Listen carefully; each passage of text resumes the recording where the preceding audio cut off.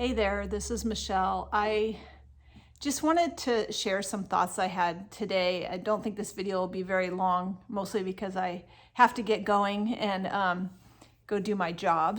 But I was just thinking a lot about what really, the things that drew me to the church and why I joined the Church of Jesus Christ of Latter-day Saints and what I've come to believe. And these are just areas where my testimony is really growing, but also kind of where it started. And so today I was just thinking about when I was reading in the scriptures the first time, reading the Book of Mormon and being kind of worried, I guess, because of all the things I had been told, how wrong it was going to be and all this kind of stuff. And I just started reading it.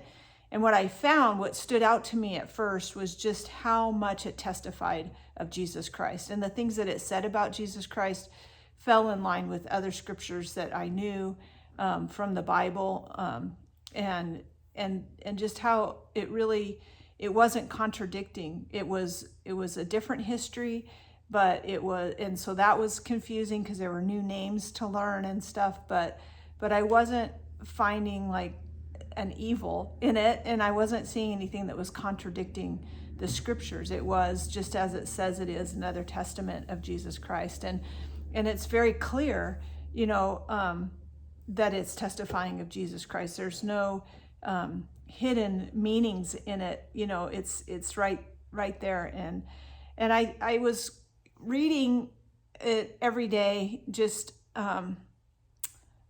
to find out what it said, not to get any big revelation or anything like that. And it was actually a request from the missionary sisters that I would read it. And so I did. And it was about, I think I looked it up today. I have to look in my through my glasses here.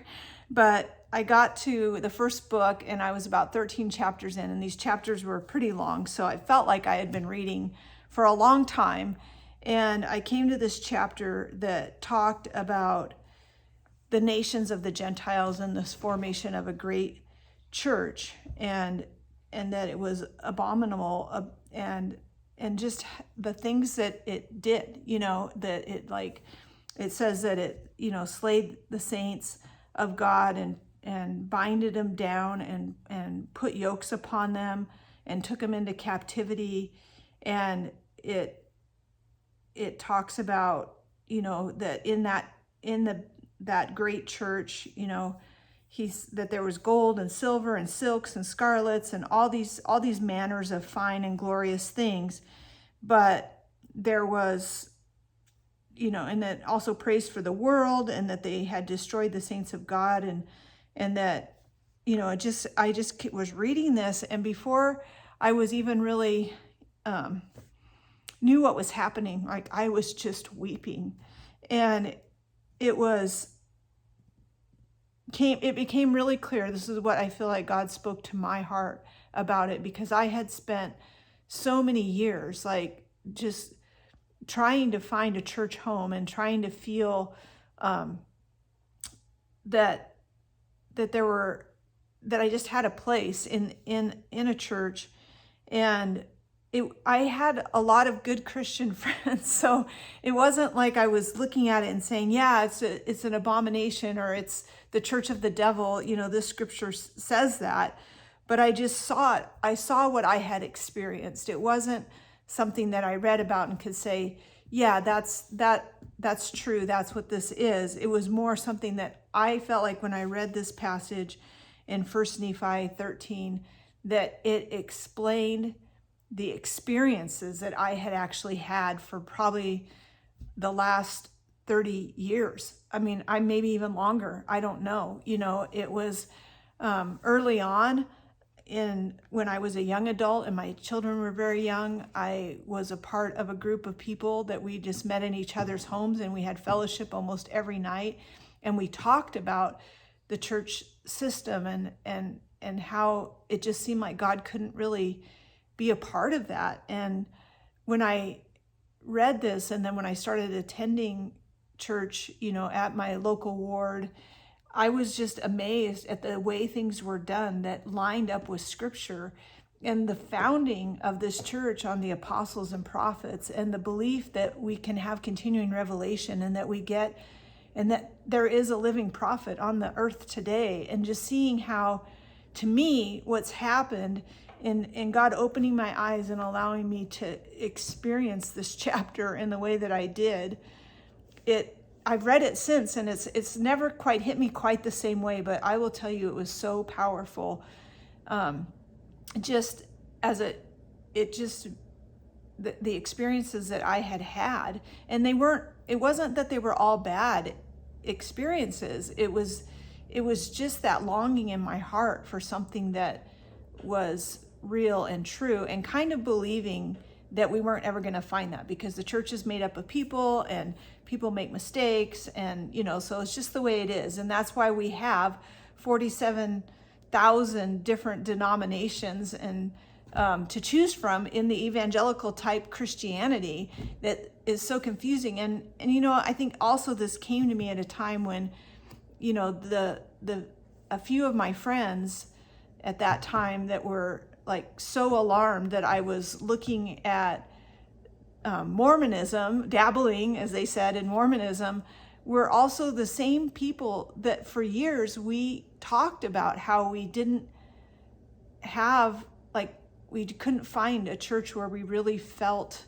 embraced and felt like we had a part, and that we could just grow and learn and be a part of in a way. And since that time, my testimony of the Church of Jesus Christ has grown a lot, but this was kind of my first real, almost like getting hit upside the head, hey, pay attention to this, this is huge. And that experience was really big for me, and it just really spoke to my heart.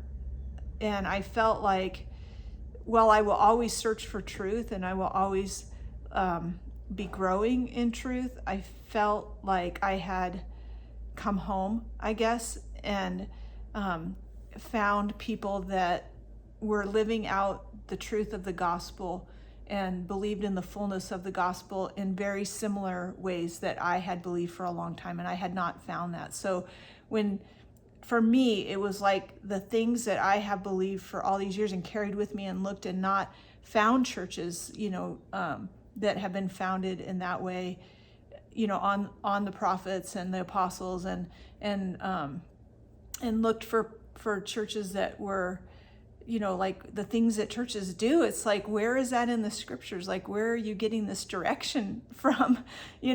I hadn't been able to find, and I had tried a lot of times to just settle in and just enjoy the people, because that's what we're supposed to do. But even in that, I was really struggling. There wasn't real fellowship. There wasn't a doing life together. It was like I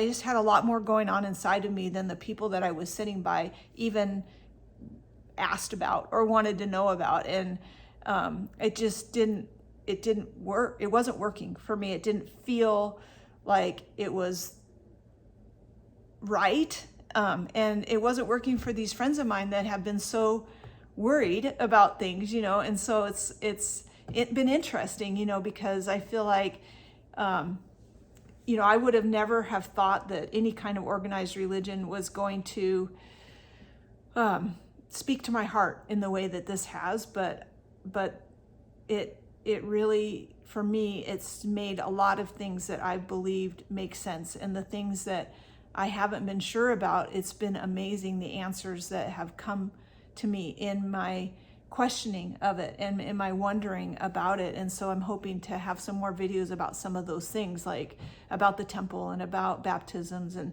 different things like that I hadn't really thought that much about, and how it's brought some things to my remembrance of things that I remember reading in the scriptures or knew, but just didn't know how that worked or how that fit in. So, if you get an opportunity, maybe you're going to read 1 Nephi 13, and it won't matter to you at all, especially if you've been raised in the Church of Jesus Christ of Latter-day Saints. It may just, it's kind of messy out there or whatever, but for me, like, it was this real experience that I had at that time when I needed it the most, and I am just amazed, of that you could read something and then feel like you had lived it in that way. Just all of it, from just the single, from men that start these churches that are seeking their own riches and their own glory in a sense, and they build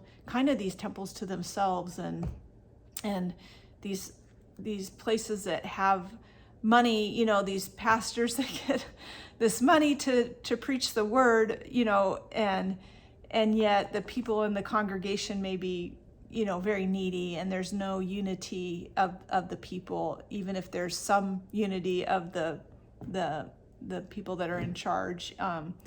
And so it's been a really hard and sad experience for me. And I know that I'm not expecting this to be perfect, but I really definitely felt like God was leading me to his church, and for this time in my life, and I'm extremely thankful. So I just want to share that with you this morning.